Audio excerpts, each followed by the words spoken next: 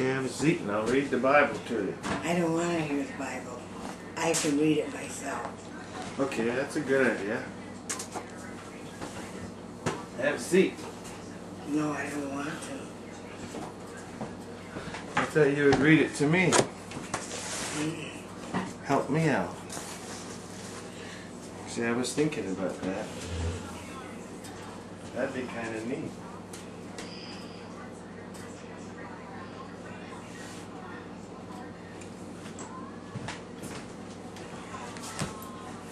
And then you can go home. You want me to go home? No. Not really.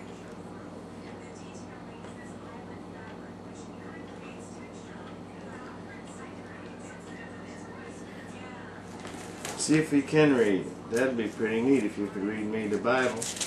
I can't read. Well, you said you could. Well, can you try?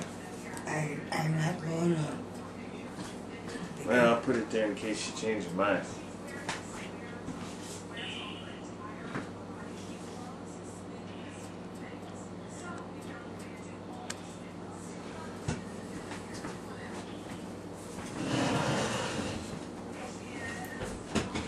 Can you see this anyway? This thing here where it says there? Can you see that? Mm-hmm. Can you see what that says? You can't see it. I can't even read with it under here. I can't. I just can't read. Yeah. It's too blurry.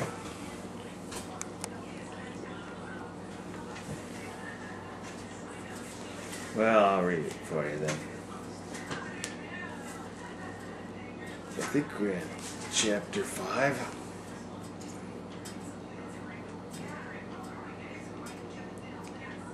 And thou, son of man, take a sharp knife, and take thee a barber's razor, and cause it to pass upon thine head and upon thy beard, and take the balances to weigh, and divide the hair.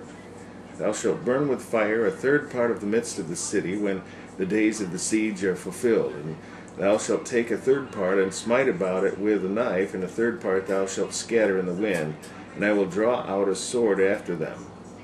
Thou shalt also take thereof a few in number, and bind them in thy skirts, then take of them again, and cast them into the midst of the fire, and burn them in the fire, for thereof shall a fire come forth unto all the house of Israel. Thus saith the Lord God, this is Jerusalem. I have set it in the midst of the nations and countries that are round about her. And she hath changed my judgment into wickedness more than the nations, and my statutes more than the countries that are round about her.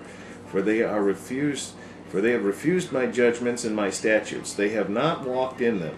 Therefore, thus saith the Lord God, because ye multiplied more than the nations that are round about you, and have not walked in my statutes, neither have kept my judgments, neither have done according to the judgments of the nations that are round about you.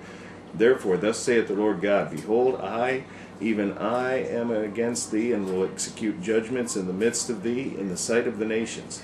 And I will do in thee that which I have not done, and whereunto I will not do any more the like, because of all the abominations. Therefore the fathers shall eat the sons in the midst of thee, and the sons shall eat their fathers, and I will execute judgments in thee, and the whole remnant of thee will I scatter into all the winds.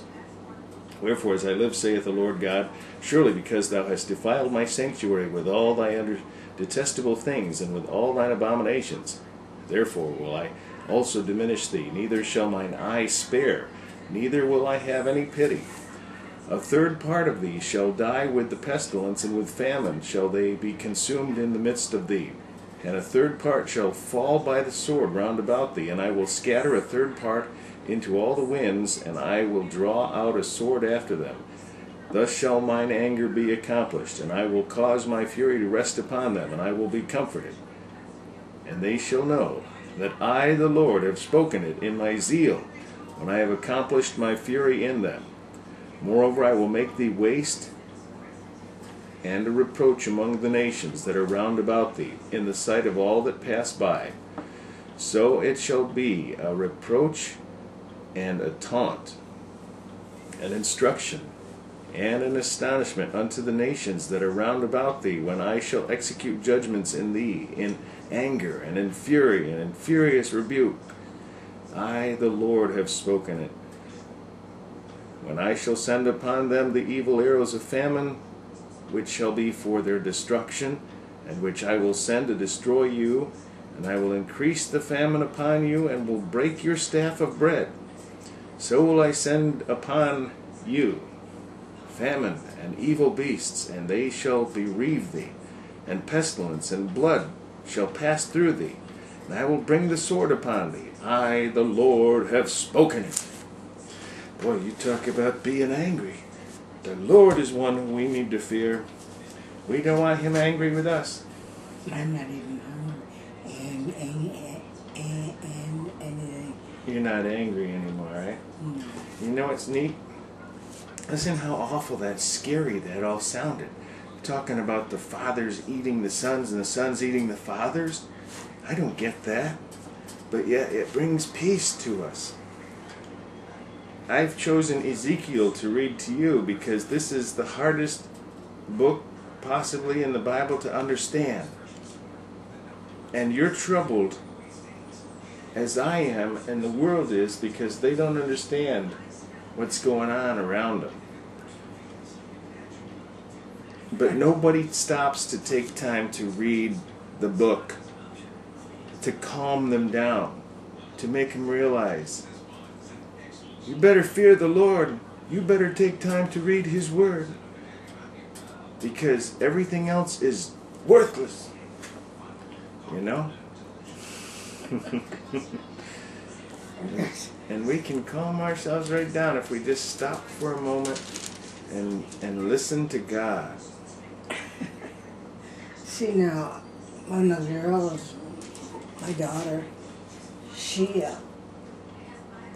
got money, she has money, and we just go in and get money, but we get cash, money to eat, you know, fun and all that kind of stuff.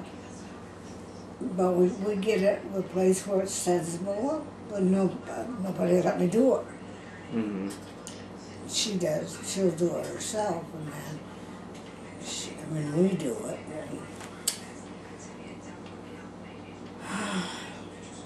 So that gets frustrating, huh? Okay, well then you know what we should do? Read another one. Read another chapter. I'm going to stop this and we'll start it up again. We'll read chapter 6. So join us for chapter 6.